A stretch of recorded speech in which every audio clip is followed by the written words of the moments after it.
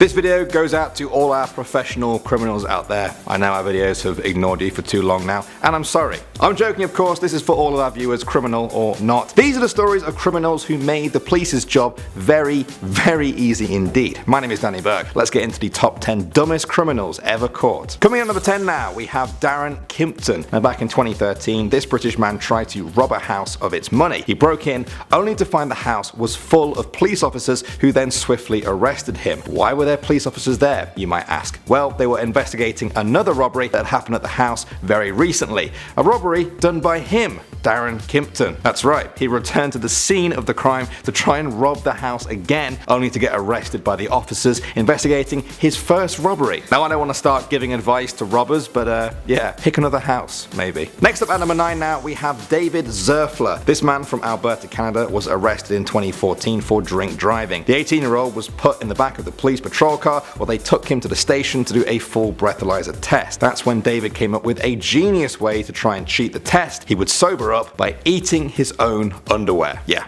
you heard me. David ripped his underwear off and then just shoved it in his mouth. Did it work? No, it didn't. Surprisingly, he blew way over the limit. The only difference was he now had the taste of his own underwear in his mouth for the rest of the night. Blech. Next up at number 8 now, we have Albert Bailey. In 2010, this 27-year-old decided to rob a bank in Connecticut. He was worried about the getaway though. Bank robbers often get caught by a slow getaway, so Albert phoned the bank ahead of time. He told them to have the money ready for him so that he could be in and out quickly. Genius! The bank then hung up the phone and immediately called the police, who were waiting for Albert when he arrived. They gave him a quick getaway to prison. This story is a good reminder that bank robberies don't work the same way as pizza collections, just in case you didn't know that already. Alright, moving on to the number 7 spot now, we have Stefan Crane. This story is almost too good to be true. This man from Montana broke into a newsroom in the middle of the night while he was drunk. He watched porn on 2 computers and even had time to check his own Facebook. He then sprayed a fire extinguisher everywhere and finally left with a big bag of M&Ms that he had found. When police arrived at the scene, they just followed the trail of M&Ms from the newsroom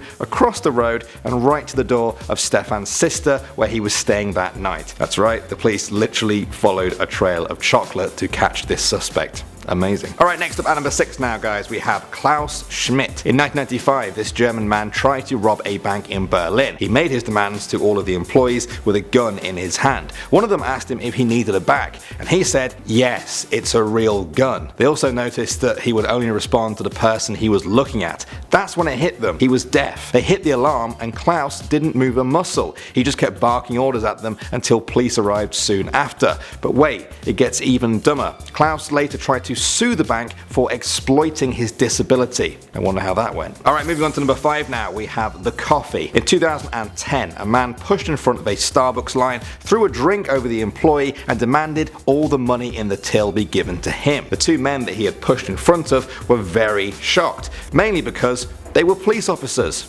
in full uniform. They took him to the ground and arrested him right there. What's even more crazy is that they had actually been talking to the same man in the street just a little while before. I guess he sees the person and not the uniform, which is nice, unless you plan on robbing a Starbucks. Definitely check out the uniform then. Coming in at the number 4 spot now, we have Rellyford Cooper. In 2015, this 26-year-old from New York led police on a high-speed chase while he was drunk behind the wheel. It all ended with him crashing into a ditch and then into a nearby house. He ran into a nearby church where police finally arrested him. It was at that point that Rellyford said they had the wrong guy. It was actually his dog that was driving. The police apologized and let him go. No, of course they didn't. They couldn't even find a dog at the scene. Good try though. Okay, at the number 3 spot now, we have Jason Poache. This man from Vancouver was approached by police who wanted to search his apartment for drugs. Now, at the time, he was not actually a suspect for this. They were in fact looking for someone else who lived in his apartment block. They got a hold of Jason's phone and couldn't believe what they saw. He had saved himself as Jason Poache, drug dealer. They found the drugs and arrested Jason. That's why my contact details are always saved as Danny Burke. totally innocent. Coming in at number 2 now, we have Zachary Tentoni. In 2013, this 26-year-old man from Connecticut robbed a woman at night, taking her wallet. Now, while fleeing from the scene, he dropped 2 bags. At first, police didn't think they had much to go on. They appeared to just contain clothes and shoes, and also his birth certificate. Yeah, for some reason, Zachary had his birth certificate in one of the bags that he had left at the scene of the crime. Amazingly, police were able to use this to identify Zachary. Definitely a tough case to crack though. And finally, at the number 1 spot now, we have Ruben Zarit. This man from Chicago tried to hold up a muffler shop back in 2008.